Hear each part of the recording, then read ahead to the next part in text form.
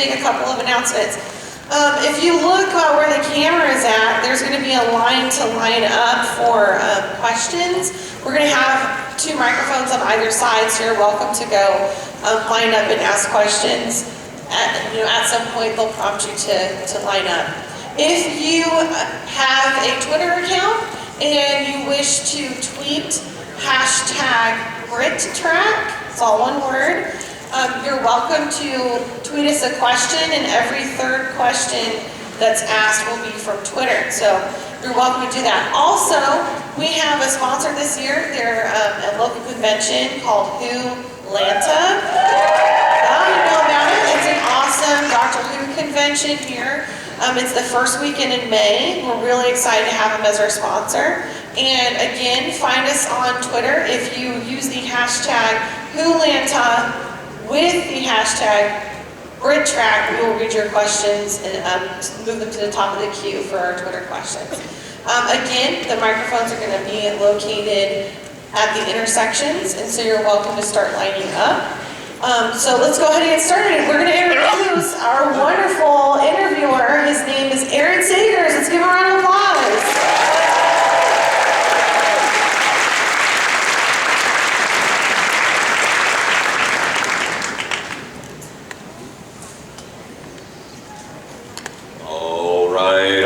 Time lords and time ladies, a Dragon Con 2016. Are you ready? For me to bring out a companion, a guardian, and I think a Time Lord herself. You guys ready for this? Yeah? I don't know, that was okay. That was okay. But this is Doctor Who we're talking about, and I want everybody in the Marriott Marquis all the way up to that 47th floor to hear you. So one more time, are you guys ready?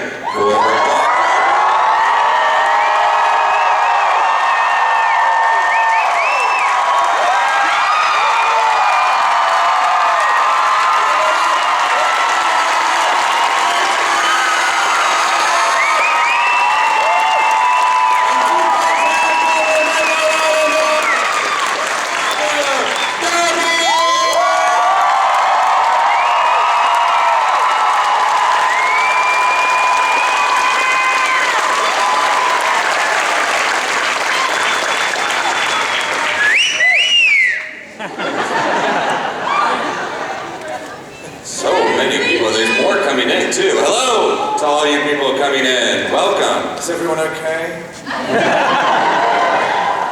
Recovered from last night. It's good. Yeah, actually, so, who had 8 hours of sleep last night? Wow, okay. More than yeah, who had like 5 hours sleep last night? Who had 2 or less?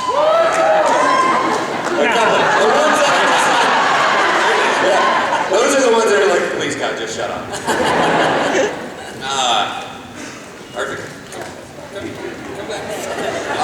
Well, just to begin, I was just sort of thinking about this. Like, now that you're on, Arthur's on Legends of Tomorrow. Yeah. And you've been established in the Arrowverse. Absolutely. So, my daughter is working with Arthur on Legends. Yeah. My daughter from Arrow. Lots of weird crossover there. Yeah. But I know we don't know whether or not anything will actually come to pass, but would you guys like to kind of cross over in that DC world with one another? Like, hey, don't I sort of know you? Look familiar. That would be wonderful. Hell yes, absolutely. Telling me, I'd love it. I think it's really great. And also because we have, technically Captain Jack as well, yes. who's in Arrow. I think that he also has the potential to cross into the different, what is it? It's all the different shows. Well, he's coming onto Legends. And Legends, you see, so... just need you. Yeah, we just need me. Exactly. Just get all of you guys in a room and Well, right there, probably like Tumblr or something that would explode just by that fan moment of all of you guys sharing that scene together. And I'm actually sort of speaking on that. Alex, I read it, I don't know if it's correct or not, that you actually had done stage work with Sean Purley before. Is this Absolutely, yeah.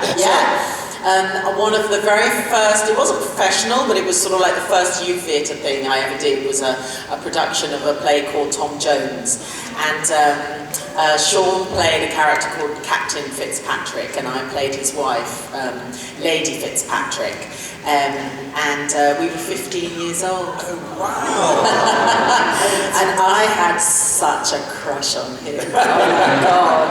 But he was, you know, he was kind of one of the naughty boys, so I just thought, I'm just going to look, but don't go close, because I know I might get burnt.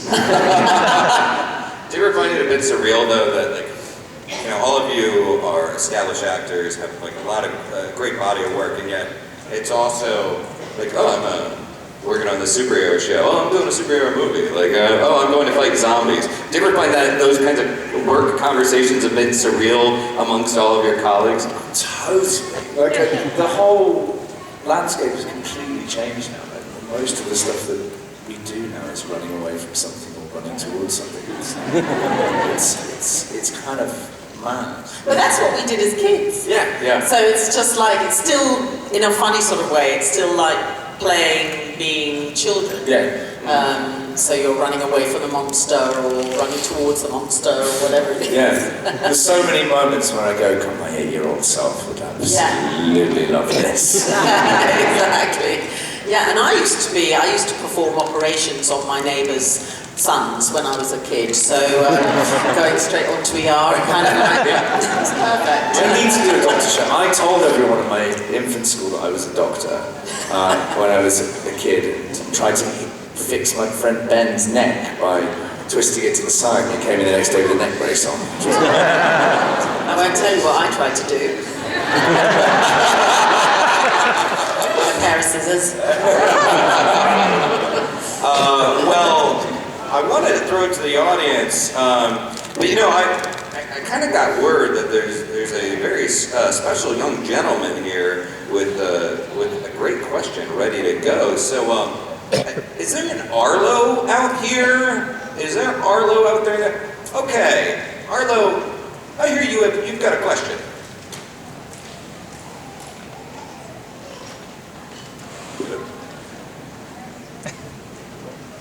Oh, the microphone is on its way. Yeah.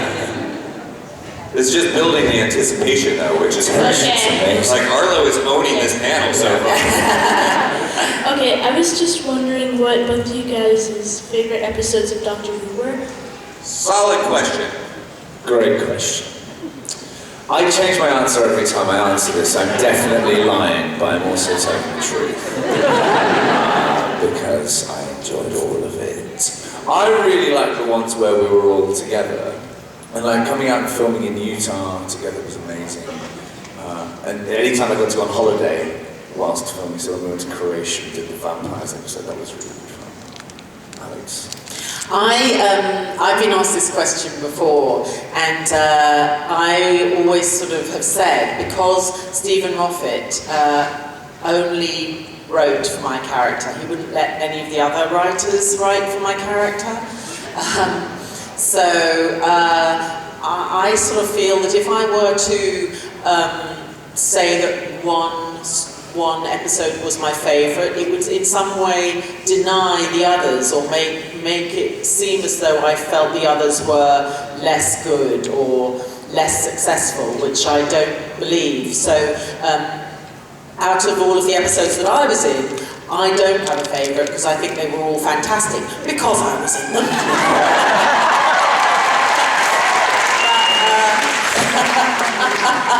But out of the episodes that I wasn't involved in, the episode that I really love, and again, I have answered, I'm consistent. Well done. I am absolutely consistent with my answers.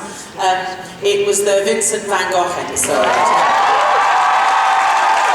Not because of the big David dangerous chicken, but because of the amazing and very, very moving relationship between the Doctor, his companions, and between Vincent van Gogh, who I think he was portrayed so brilliantly, and the ending always makes me cry.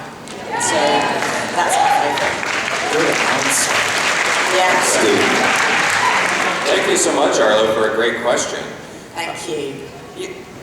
When you first were cast in the show, or when the episodes started airing, I mean, obviously it came to be a 50-year-old show, so iconic. People have very personal and strong opinions about this show.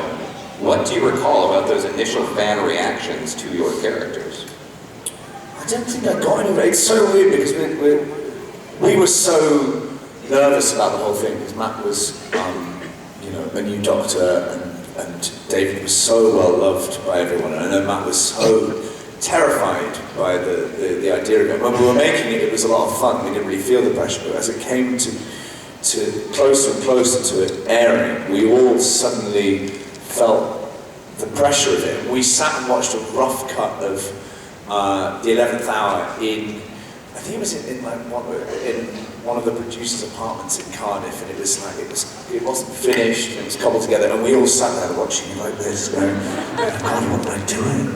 I'm terrible at this, everyone's going to hate this. And we all had a really similar, horrible feeling to it. I think because just it suddenly dawned on us what it means to everyone that it was actually going to be on television. And then as soon as it aired, all of our fears just went away.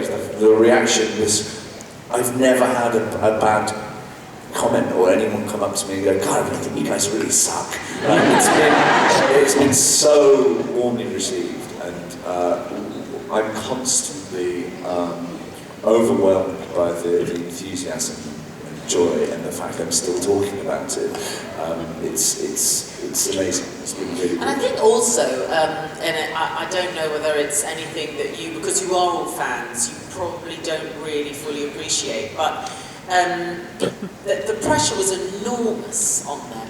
I had been brought in a funny sort of way to sort of just be a familiar face for the fan base already, and to guide Matt and Karen initially into the first episode, and to kind of hold their hand in a funny sort of way. Not that they needed it, because they even though they didn't feel it themselves, they absolutely knew who they were and what they were doing. But the thing that was so strong was you felt that the media in particular were anticipating failure.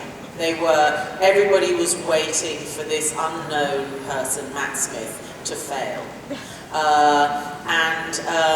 So the fact that not only did he not fail, but that actually the baton got passed on to him from David, and he just ran with it with such sort of delight and energy and passion, was just amazing. And it speaks a lot to Matt and to Karen and Arthur for sort of just taking the journey on and making it as exciting as it is. Yeah.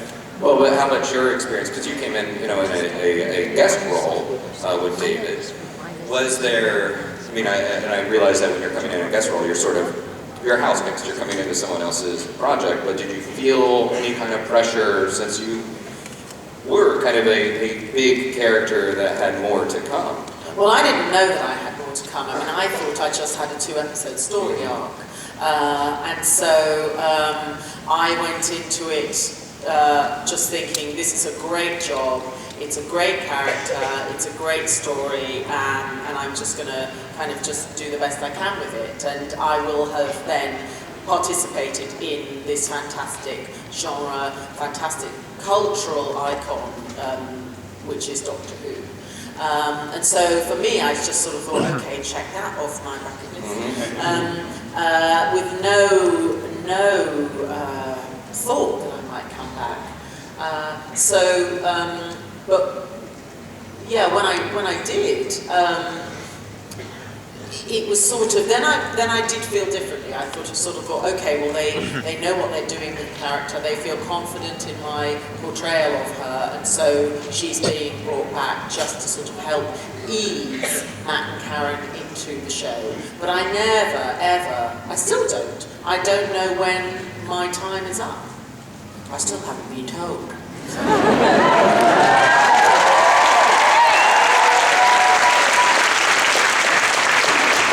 Let's throw it to the audience. We have the microphones here and here, so we'll start over here on my right. So I have a gentleman up front that asked this question for Alex. What is it like playing a character knowing that she was the daughter of the two characters she's with and they don't know? Fabulous. I knew for about 6 months before. I didn't know at the beginning. I didn't know when I first started playing with her. But in that particular season, it was about 6 months prior that Stephen told me, because normally they just contact my agent at very short notice to see whether I'm available, whether I'd be interested in being part of an episode. And you know, I sort of literally have about 3 weeks' notice. But because this was a storyline that Stephen was having to build up within the season, he had to make sure that I would make myself available. So he had to tell me the secret. Which was delicious for us because we didn't know. There was a massive guessing game. I don't know if I've told the story with you here, but I don't know if you remember when we had a conversation, I think, was it in Utah? I don't know. I can't remember. And we were all trying to guess, and I went, Alex, oh, I do remember that. You just turned around to me and went, hello, Daddy.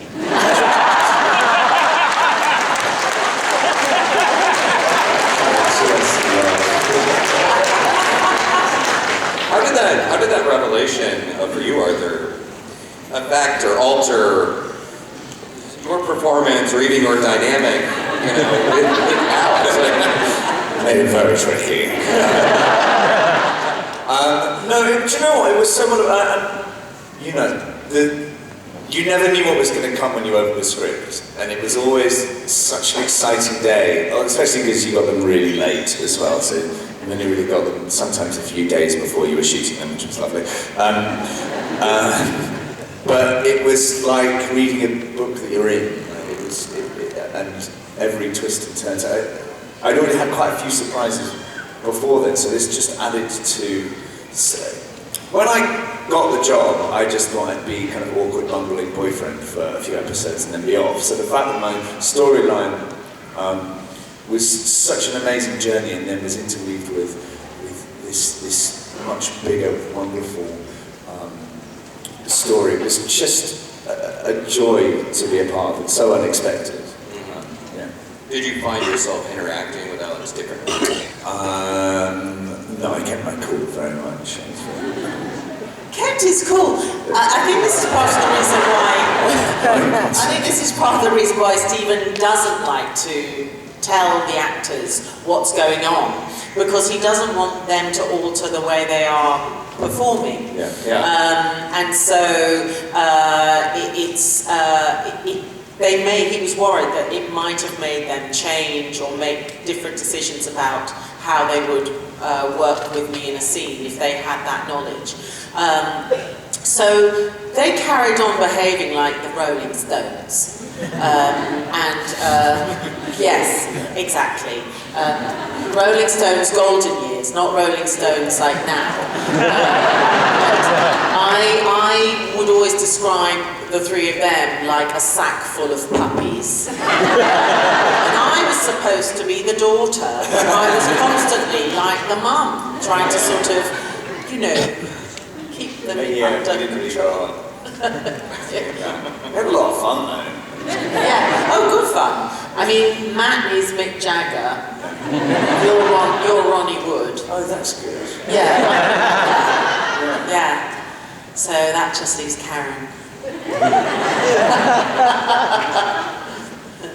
Yeah, I kind of want to just leave that one out there for a minute, but let's take a question over here. What was your favorite moment off set, like pranks or anything like that? Can't talk about it. We had so much fun. It's so funny. You get these amazing episodes, but all the memories I have are just hanging out with everyone and getting to travel with everyone, going to Utah and then doing. It's not even when we were filming, but that trip to New York we had to promote the season. Suddenly, we didn't really know if it was going to be a success in America. We didn't know if there was an audience over here. And when it started going out, the audience it felt was quite small. And we got to New York and there were like queues around the block for the cinema and people going absolutely nuts. That was quite a rock and roll weekend actually. But that was a big memory for us. How many hours sleep do you think you had that weekend? 2 or 3. I mean, and if I may interject, like that, it kept growing. Like, I mean, I remember the Payne Center thing. Yeah. I was there for that. Like, then it was the first San Diego Comic-Con. Matt and Karen went to that, and then like it just kept growing. And then when you filmed in Central Park, the police didn't even anticipate the crowds that would be gathering there. They'd given us like 5 police officers. Security. But it, like total testament. So we were filming in the middle of Central Park in New York, and all these guys were Dr. White. Like they didn't know what it was. And then hundreds and hundreds of people turned up to watch us filming. And also, it was quite a big episode for us, and we didn't want anything to be spoiled. And so we were really, we kind of started panicking. We was like, oh God, everyone's going to see what happens, and they're going to ruin the shot. But there's something amazing about Doctor Who fans. As soon as they were like, okay, turning over and action, everyone just was totally silent. And there were no barriers to stand behind, but everyone managed to get into a little group together. And it was such a wonderful respect that everyone had for the show and us. And thank God, because you could have just terrorized us and carried us away. But it was a really brilliant thing. Do you remember when we were filming in Monument Valley, Yes. and we had this we had a really early call. It was sort of like 4 a.m. and there were already fans. They'd found us in Monument Valley in Utah, and they were already sort of walking up the street out of the dark, and then as it got light, it's all very deserty, and there'd be these sort of random people just walking through the desert. It was like The Walking Dead.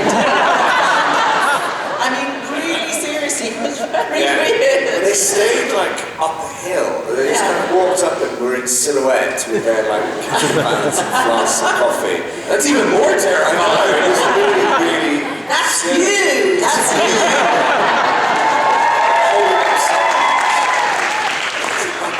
like, how did you find us? I still don't know how. No, I don't. My question's for Arthur. Hi. I was able to see you, and actually Carlos too, in once in New York, and you were really good. But would you consider doing musical theater again? Is that something you enjoyed? Absolutely, it's my favourite thing I've ever done, was that show. And I love New York, so I'd love to go and do stuff on Broadway again. That show was kind of unique because I got to play a singer in a band. I don't have a very kind of musical theatre-y voice, so it felt like just a perfect fit, and I had so much fun doing it. And with Carlos, who was in the show, who plays Cisco in The Flash, so we did the show together. And in fact, he's an awesome musician. If you get a chance, check his stuff out on YouTube. He's a killer bass player. But yeah, no, I'd love to do musical theatre. You should do the Rocky Horror music. I'd love to. Some stockings. What? Just to think what's going on in that. If you were to adapt an episode of Doctor Who to the stage, which one would it be? like a bit like the Harry Potter they've adapted out. Yeah, sort of, That's yeah. actually quite a good idea. What would you do? I don't know. It would have to be something with a TARDIS. You in a spacesuit floating down. Oh yeah, I'd love coming that. out of Yeah, I'd water, do that. singing. Yeah, you need music for this. Yeah, no. But you could have, because theatres now, particularly, well, in England, in London, almost all theatres, the stage has usually a big sort of like revolving turntable built into the stage. So you absolutely could have the interior of the TARDIS. Yeah. And then it could revolve, and then you could be somewhere else on a different planet. That's really Yeah, I'm just picturing Stephen Moffat, do you hear us? Alex coming down like some wire work or whatever with a spacesuit and guitar, like ground control the major song, I guess.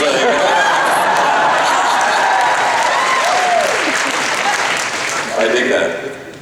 Oh, yeah. Take it to the internet, guys. Yeah. Question over here. Hi, so Rory went through really big character arc throughout the course of the season, so what do you think season 7 Rory would say to season 5 Rory? Thanks. Don't panic. It's all going to be alright. Do you know what's so great about the end of their story? Like, I do think they got a chance of happiness in the end. I think it's such a beautiful end, but God, I don't think he'd be able to. I think he'll just have to say it's all going to be alright in the end. But I don't think season 5 Rory's brain could deal with anything. It has to be fed in little tiny bite-sized pieces, because I think he'd just go, oh gee, that's not really worth it. I'm fine here actually. Yeah, I think he'd just say it's all going to be okay.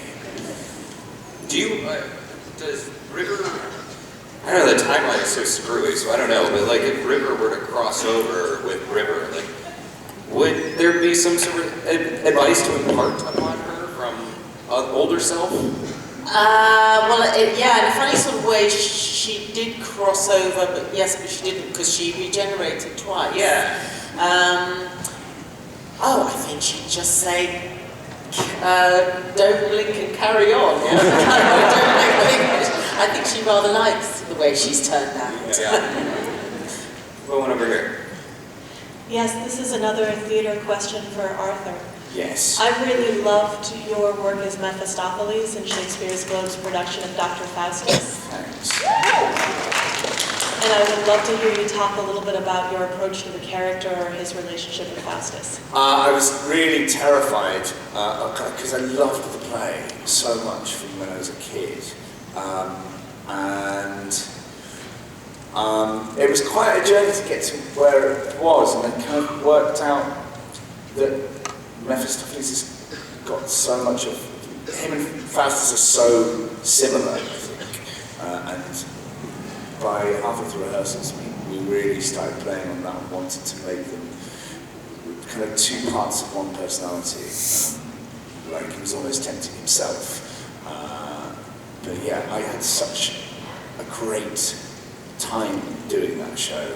And just being at that theatre, so Shakespeare's Globe Theatre is a proper recreation of Shakespeare's theatre, and have you ever played there? Not at the Globe, no. It's the most terrifying space because you've got people all around you. We had a thrust stage that went right out to the middle of the crowd, and you've got hundreds of people standing in the yard, all looking up at you. And I was working with an actor called Paul Hilton and his wife Anastasia. When just before we opened, me and Paul were both quite nervous about it, as you get before a show. And she's an amazing woman. She said, just imagine that all the people who are standing there in the crowd are actually holding the stage up, holding you up. And when you walk out there, it does actually feel like that because everyone's underneath you looking up, and that really helped. And it's such a brilliant experience. If you ever go to London, please go and see a show there. It's an amazing experience. That's very cool. Good question. Yeah, good question. Take another over here. Hi, thank you both so much for coming. I love you both and your characters. My favorite season is the Pawns on Doctor Who. My question is, being a companion that kind of gets killed off and then comes back again, how did that affect how you approached your characters when you were revived? Just because there's no frame of reference. It was really fun. It was really fun because you kind of treat death with a total irreverence. You go, oh God, I died. It was horrible. But I'm back now, so let's just carry on. Like, it was a really good, fun exploration. I think I died so many times. It was really interesting to see how that affected Rory. But I think that was part of it. Like, it was part of Rory's growth. As a human being, that he had to die that many times in order to kind of become the hero that he was by the end, I think. Yeah. That's really sweet. Yeah. I mean, sort of on that note, this show impacts fans and impacts people's lives, and I know all these guys are coming up to you and saying this has helped me in this way or impacted me in this way.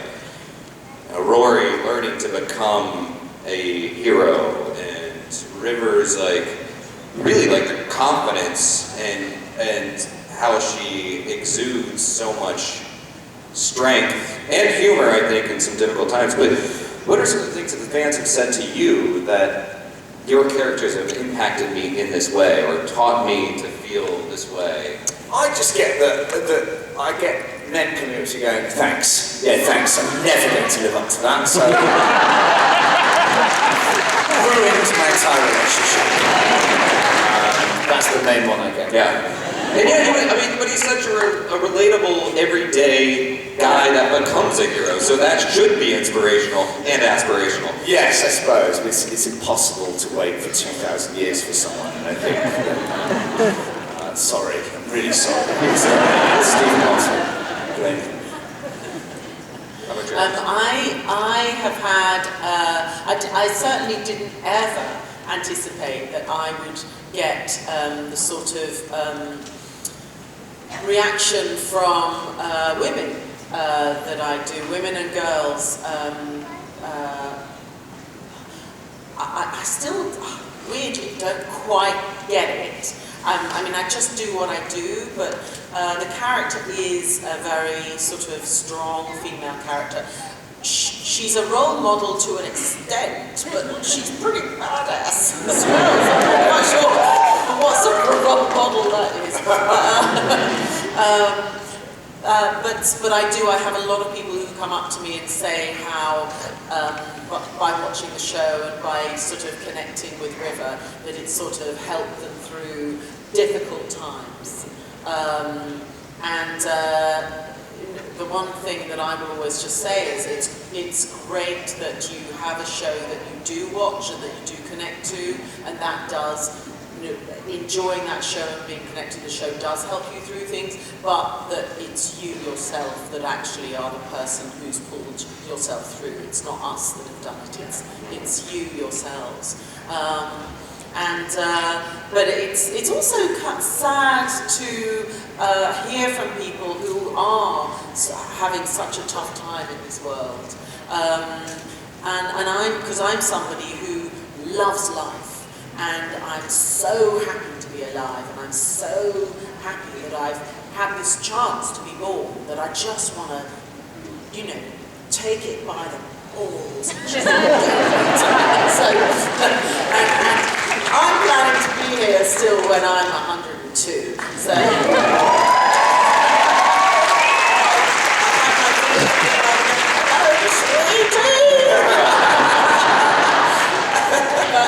And I think everybody should feel like that. I think everybody should just go, you know what? We're alive. Let's just embrace it and just enjoy. I do quite like that you started by saying horns, but then you're like, no, we're going for balls. Balls. Over here. Hello.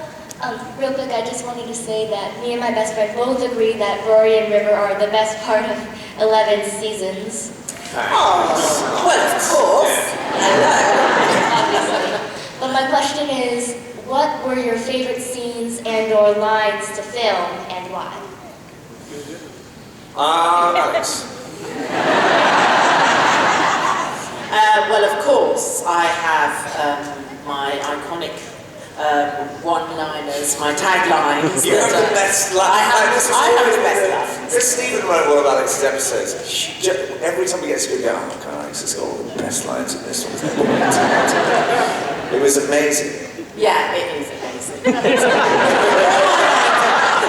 All my lines are fabulous. But I have to say, actually, it was really great that in the Husbands of River Song that I did with Peter, it was so nice that actually Stephen Moffat turned tables on me and actually had Peter saying, "Hello, sweetie." For the first time, and so that was actually a really great moment, I have to say. My favourite line when I opened the script and went, oh, this is great, was when I got to punch Hitler in the face. I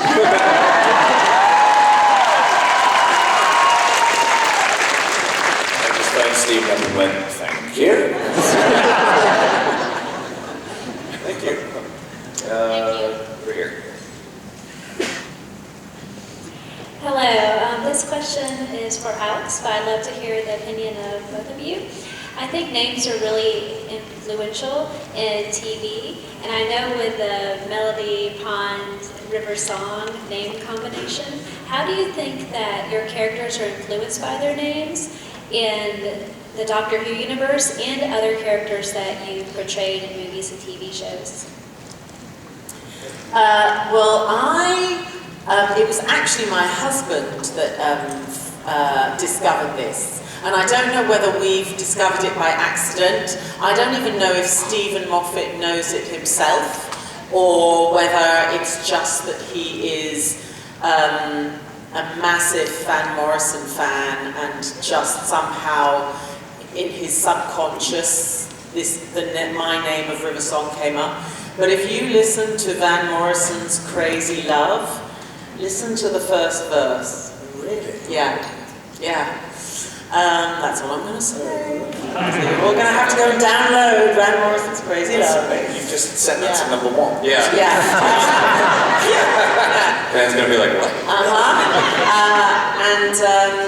Yes, but funnily enough, some of the other jobs I've done, the writers quite clearly are Doctor Who fans, because I've had a character named Miranda Pond, which was an absolute nod to Doctor Who. And I've also worked on shows where writers have added spoilers or something just to sort of keep the thread of connection going, which I think is really fun.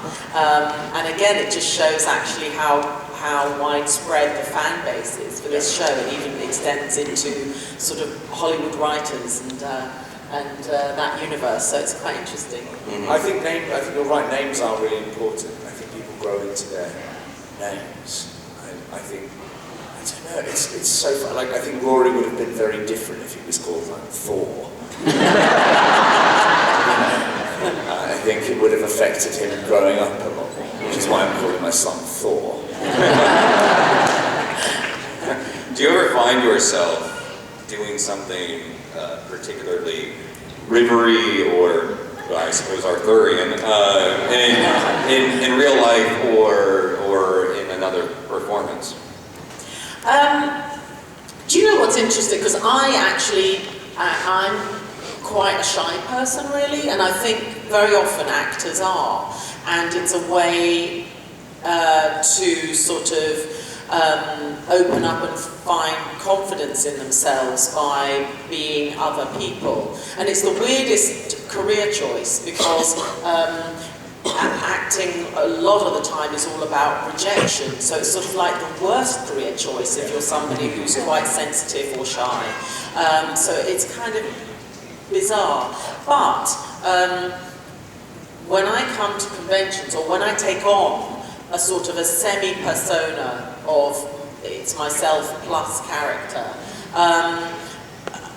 Yeah, it's sort of like I morph slightly into River. Like I am Alex right now, but I'm Alex with a sort of sprinkling of River as well, because that's who I'm talking about this weekend. And so it's almost like the character sort of has been sleeping and then just wakes up and goes, okay, bring it on. Or if I'm playing, when I was playing Lady Macbeth, my husband said, yes, I was different. And it's sort of true that as actors, you sort of, the characters that you are working on, kind of, they're a little bit like spirits that sort of take you over slightly, and you're not really aware that they are, but they do. Yeah. Do you ever find Rory making an appearance? Do you know what? When I first started, Doctor came at such a right time for me because I was quite a nervous, shy, not antisocial, but socially awkward man at that point in my life. Okay, but similar to what you're talking about, like that was what was going on inside, and then I'd go out and be sociable and then go, oh God, what did I say to everyone?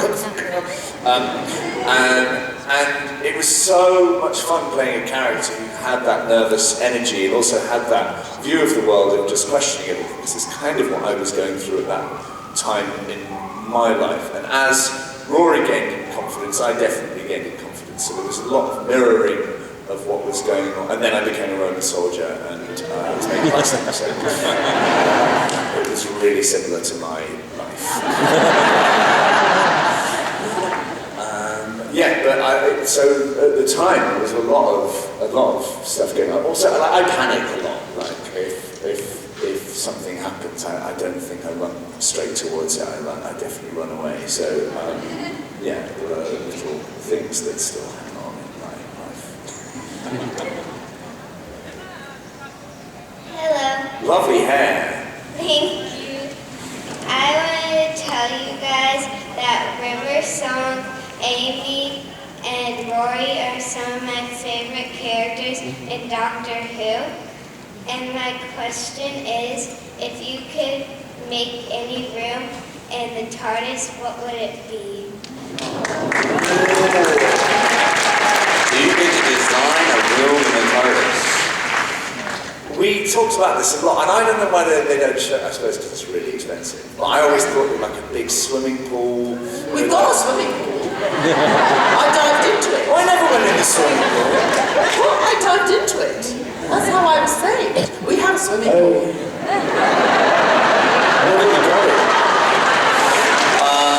It's lovely, by the way, even though you never saw it or got to swim in it. It's really nice. I just like the best swimming pool ever. Best swimming pool ever. I only got to see lots of corridors. They were all the same corridor. The go-kart room would be fun. The donut room. The foot massage room. Yeah. The possibilities are endless. I think it'd be nice to have a screening room as well, a cinema, little private cinema. Yeah, the bar. With popcorn. Yeah, with like every movie. With every movie ever, exactly. Yeah, I think that'd be really cool. But there'd be a pretty good music library in there too. Yeah, we do have that already. Yeah. Oh, sorry. Yeah, some great tracks that you will never hear. It goes great with the swimming pool. The bouncy castle room. The dancing dogs room. Oh, a room full of dogs that you can just pet. And then a cat room with cats. They never mix. You really ordered this TARDIS quite nicely. No. I think you should be a doctor. Yeah. Good question. Thank you. Over here. So my question is, as actors, there's always that scene in, say, one show that they really enjoy doing. But what, in all the shows that you've done, what one scene did you guys do that you felt had the most emotion, that you really liked doing and felt had the most emotion on the show? I don't know. I honestly don't know. Like, well, I suppose there were lots of Doctor Who stuff in the Girl Who Waited. We had those scenes where we had to be either side of the TARDIS door, me and Karen. They were really emotional to put back. I don't know. I think the scene where I accidentally killed her with my robot hand, although that seems kind of totally ludicrous, as I'm saying it out loud, that was a big scene to film. It was quite emotional, roller coaster. I'd say, actually, I've had 3 moments which were emotionally really sort of quite tough for me to kind of hold it together through. And the first was when, with David, when River sacrifices herself in order to save him. And even though I'd only been in that storyline and I knew that that's what was happening to her, it was still, she was being strong by sacrificing herself, but at the same time I was getting very emotional. I was just like, and because David was getting emotional, and I was looking at him going, you're not supposed to cry, you're the Doctor. And then I also was kind of wanting to cry because I'd had such a good time and I knew it was coming to an end, personally. And then when I was working with Matt, and it was the, oh God, I always don't remember the name of this episode. It's the one where River comes back and she's already been saved, and it's, yes, exactly, the name of the Doctor. That was very frustrating because again it was where Matt's Doctor is saying to River, who's been saved, is saying you have to go,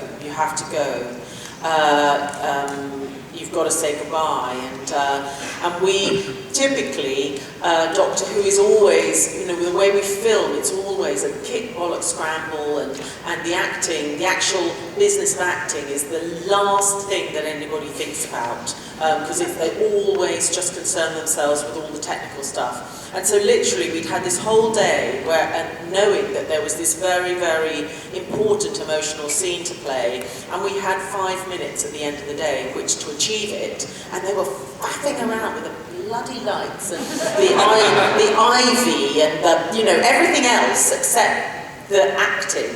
And I only had 1 take in which to do this scene. And I was so just trying to hold it together, and I could see Matt getting so cross and frustrated, and the 2 of us sort of looking at each other, and the tears started rolling, and it was so hard for me. And then the 3rd time was with Peter. When we're at the very end of that Christmas episode, special episode, and again, I had to try and hold it together in a way because I don't know what's about to happen to me, but of course I do because I've lived it all. And seeing Peter Capaldi, who's very held, looking at him and seeing him start to go, and then I was like, Alex, you can't go because you're not supposed to know. So it was sort of very, very tough. But it's those 3 moments, absolutely, for me. Is there either an episode or a scene that you wish you could kind of go back, travel back in time, and be sort of a fly on the wall and watch just as yourselves are kind of going through that scene or performing? Maybe it's because it packed an emotional punch, maybe it's because it was a significant moment, or maybe because you couldn't process it at the time and couldn't feel the impact of it. I think filming our last episode, The Angels Take Manhattan, was a bit of a whirlwind for myself and Karen. Karen refused to read the episode before we started filming because she couldn't deal with the fact that we were leaving. And it just went by so quickly. You think you're gonna, I mean, like you said, we film it so fast. And it's a horrible feeling when you leave a day and go, oh God, I wish I could just have one more take on that scene. And it happens so often because you're just, you just move on straight on to the next thing. And that episode, I wish I could, I just wish I could kind of grasp hold of it a little bit and remember a little bit more about what was going on, because it was such a highly charged, emotional thing. Yeah. I would like to go back to the diner where I slap Matt Smith in the face. And I'd just like to watch that over. Just like on repeat. Yes. Rewind, unslap, I actually had to slap him 8 times. When I slap, I slap, I don't pretend. I really do. And I could see the first time, he was sort of like, okay. And by 8, I could see he was really cross with me. And his cheek was red, and he was like, okay, Al, you have to do it quite so hard. I'd like to watch that on repeat. I love you. You're a little evil, but fantastic. Let's take another question here. This question's for Alex. I know you've got a chance to work with Peter and with David and with Matt. Which one would you say was your favorite to work with? Who's the best? That's such a tough question to ask, because there's no good response on that. There's no good response other than they are all the same man. They're all the same man, but they just come in different sizes.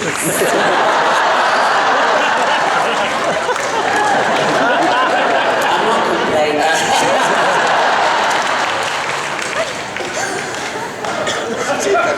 I shouldn't be the one blushing up here.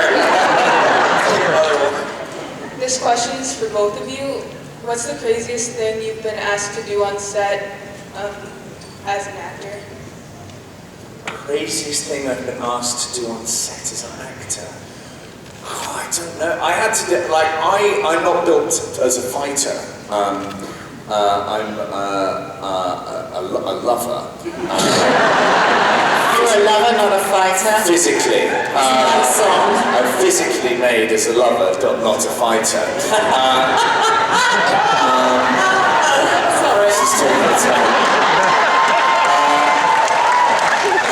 In my current job, on Legends of Tomorrow, I had to do a fight in a Russian spa in a towel. Yeah. And I had to fight this giant bloke, and I was like, are you sure you want me to do this? And I was petrified.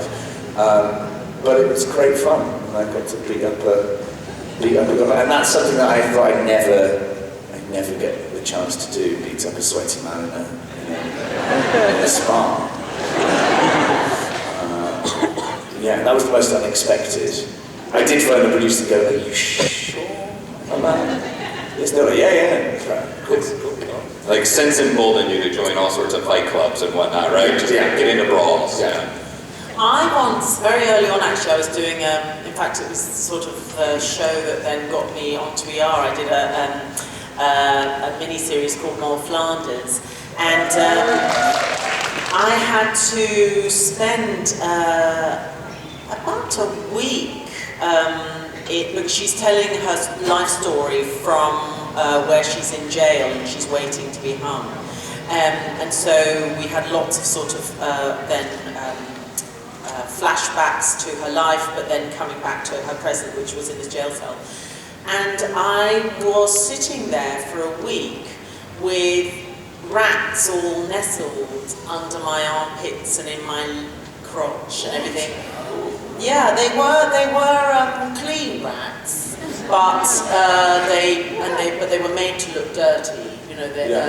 But they like because they wanted it to look like the Clink, which was a prison in England, and the rats they want to go to warmth. And so they kind of all just got under my clothes and started just nestling down in my body, and I had to just deal with it. That was sort of weird. That's, you know, if you want to be an actor, that's what you have to do. I animals are a funny thing. I did a terror when I was a student, before I was even at drama school, when I was a teenager. A friend of mine was like, let's make a horror film. And so we made it. You can't see it, but no one will ever see it. It's awful.